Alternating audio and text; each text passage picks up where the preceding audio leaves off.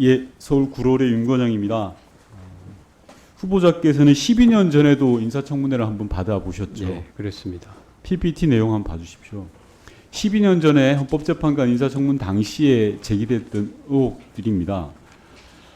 그런데요, 12년이 지난 이후에도 비슷한 의혹들이 또 제기됩니다. 예, 어떤 겁니까? 예, 다음 PPT 한번 봐주시면요. 장남이 이 대치동 아파트를 후보자에게 구매를 하시잖아요. 2020년에. 예. 그죠? 그런데 이게 실거래가가 당시 31억에서 33억 정도로 하던 건데 후보자가 장남에게 매매를 한 가격은 28억입니다. 예, 그 설명 드려도 되겠습니까? 예, 왜 그러셨죠? 예, 짧게 해주시죠. 제가 사는 살았던 대치동 아파트는 짧게 부탁합니다. 예. 잠깐만요. 요거만 좀 길지 짧게 않습니다. 해주세요. 제 시간이니까요. 예. 예, 거기는 아파트 동수와 호수에 따라서 가격 차이가 아니요. 많이 나는 지역입니다. 둘째, 예. 그러기 때문에 그 당시에 저희 아들이 예. 감정평가서 2가지를 가지고 왔습니다. 두 군데. 예, 그러니까 이게 공시지가로 받았다는 말씀이세요? 아닙니다. 감정평가를 기초로 해서 예. 그때 31억이 나왔습니다. 예, 좋습니다. 그런데, 그럼 그 다 예. 인정을 할게요. 예, 예. 뭐 후보자 자료가 제출이 다 돼 있습니다. 자, 그럼 다음 PPT 봐주십시오. 2018년 관보에 의하면 후보자의 장남께서의 재산은 7,300만 원 예. 있었습니다. 그런데 예, 예. 2020년 이 아파트를 구매하실 때 예. 28억에 구매를 하시는데요. 예. 절반을 예. 이제 절반을 예, 14억입니다. 아드님과 며느리가 이렇게 같이 맞습니다. 분담하셨습니다. 예.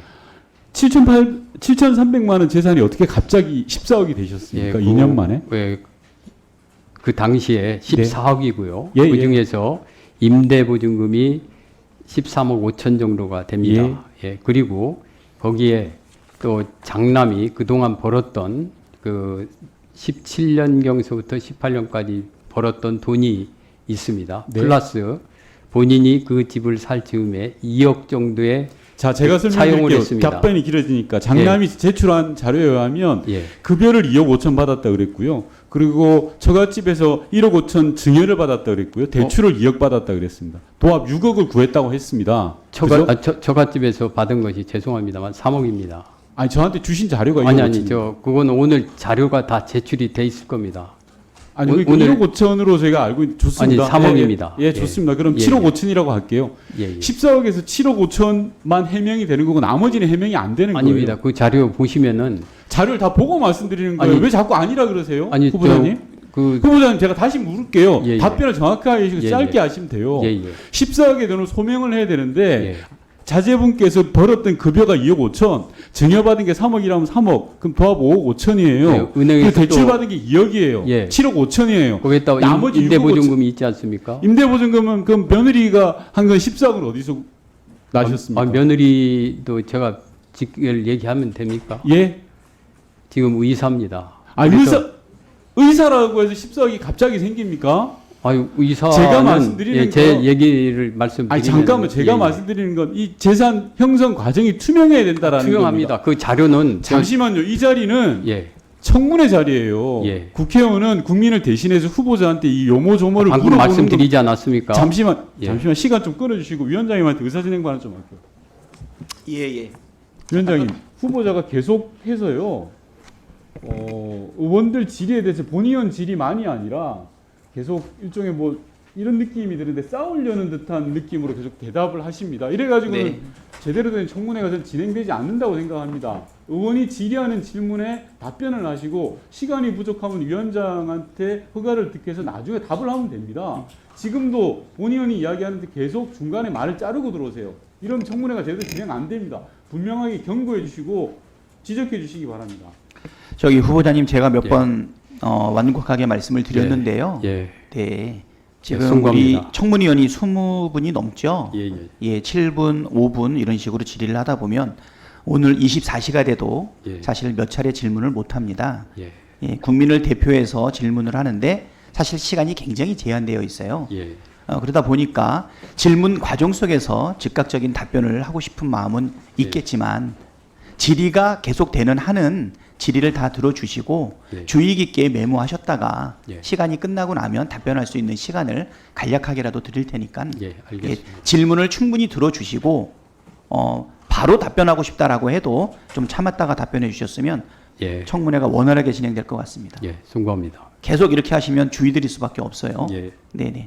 자, 그러면 4분으로 해서 다시 한번 질의를 하도록 하겠습니다. 네. 예, 질의 계속 이어가겠습니다.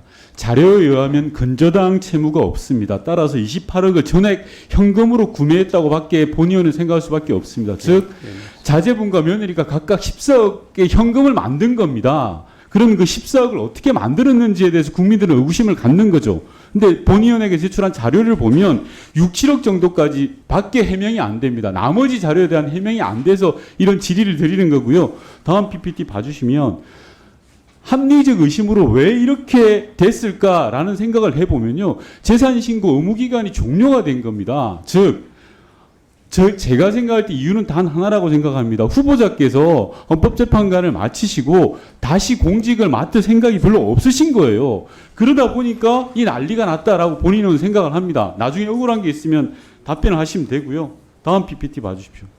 제가 가장 문제로 보여지는 부분이 이런 부분입니다. 헌법재판관이라면 대한민국 법조계에서 어른입니다. 존경받아야 될 뿐이고 그 삶의 궤적 또한 그러해야 된다고 생각합니다. 그런데 후보자는 헌법재판관을 마치시고 정말 열일을 하셨습니다.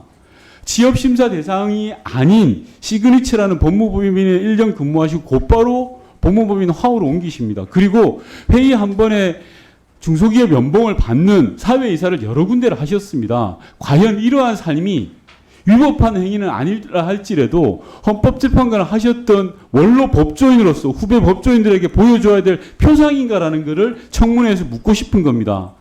돈이 그리 궁한 것도 아니지 않습니까? 다음 PPT 봐주십시오. 후보자에게 몇 가지 질의를 좀 해보겠습니다. 중대재해처벌법이라고 잘 아시죠? 이 예. 중대재해처벌법이 노동자에게 필요한 법이라고 생각하십니까? 예, 필요합니다. 예, 좋습니다. 그러면 넘어가겠습니다. 후보자의 시선에서 봐주십시오. 건폭이 완전히 근절될 때까지 엄정 단속을 하겠다. 윤석열 대통령의 국무회의 발언입니다.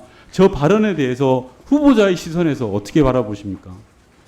예, 이거는 그 후보자로서 인권위원장 후보자로서요. 예, 인권위원장 후보자로서 이 부분에 대해서 제가 답변을 드리는 건 적절치 않은 것 같습니다. 정말 비겁합니다. 인권위원회는 독립기관이고요. 대통령이 뭐라 하더라도 대통령이 반인권적 발언을 하면 답을 해야 될 의무가 있고 책무가 있는 겁니다. 왜 이런 답을 피해 가십니까? 다음 PPT 보시면요. 인권위에서 24년 올해 이런 이야기를 결정을 내린 적이 있습니다. 국가기관은 노조와 노조원의 불법 행위의 사실에 근거해 비판할 수 있다. 하지만 과격한 표현을 사용해서 우리 사회 내 노조의 존재와 의미와 그를 왜곡하거나 부정해서는 안 된다라고 인권위가 결정을 한 거예요. 대통령의 건폭이라는 발언에 대해서는 인권위는 이런 입장을 가져야 됩니다. 후보자는 답변을 못하겠다가 아니라 이런 생각을 가지고 있습니다라고 해야 저희 의원들이 후보자가 인권위원장으로 적합하구나라는 생각을 하는 겁니다. 다음 PPT 봐주십시오. 만약에 모 국무위원께서 해고된 노동자와 외부 세력이 자살특공대처럼 행동한다. 노조는 머리부터 세탁해야 된다. 손배폭탄이 특효약이다. 라고 이야기를 했다고 하면 인권위의 시정 공고 대상입니까? 아닙니까?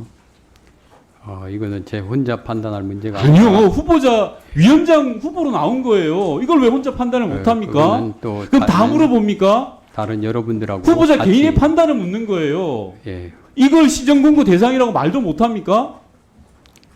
이게 누가 한 말입니까? 이런 말을? 제가 예를 들었습니다. 모 국무위원이 이런 말을 했다면 어떻게 하시겠습니까? 시정공고 대상입니까? 아닙니까? 이게 지금 이 자리에서 제가 판단하는 것보다 정말 비겁합니다. 이건 비겁하다고밖에 말을 못하는 거예요. 다음 PPT 봐주십시오. 인권위는 2019년에 이미 이러한 공고들을 다 한 바가 있어요. 앞서 제가 보여드린 PPT는 김문수 고용노동부 장관이 한 발언입니다. 그러면 인권위는 김문수 고용노동부 장관에게 시정공고를 해야 돼요. 그게 인권위의 존재 가치고 책무입니다. 예, 우리 위원님 말씀을 유념해서 그 업무를 제가 된다면은 그렇게 수행하도록 하겠습니다. 아까 위원님께서 질문하실 때에 그 14억에 그러니까 저희 아들의 지분입니다. 14억에 대해서 출처에 대해서 말씀드리면은 아까 말씀드렸듯이 그 13억 5천만 원의 전세 보증금을 안고 샀습니다. 그렇기 때문에 6억 7천5백만 원은 이미 거기서 빠집니다. 그리고 저희 아들의 수입이 2억 얼마라고 하셨는데 그거보다는 훨씬 많습니다. 그거 오늘 자료에 그거는 가지고 계신 자료가 불충분한 자료 같습니다. 아직 제출해 주시지 예. 아닙니다. 지금 오늘 제가 정확한 자료를 제출했으니까 그 부분을 참조해 주셨으면 하고요. 아까 말씀드렸듯이 차용과 또 증여가 1억 5천이라고 하셨는데 그 부분이 3억입니다. 이상 말씀을 드리겠습니다. 그래서 사실 충분하고 남습니다. 예, 이상입니다. 네, 수고하셨습니다.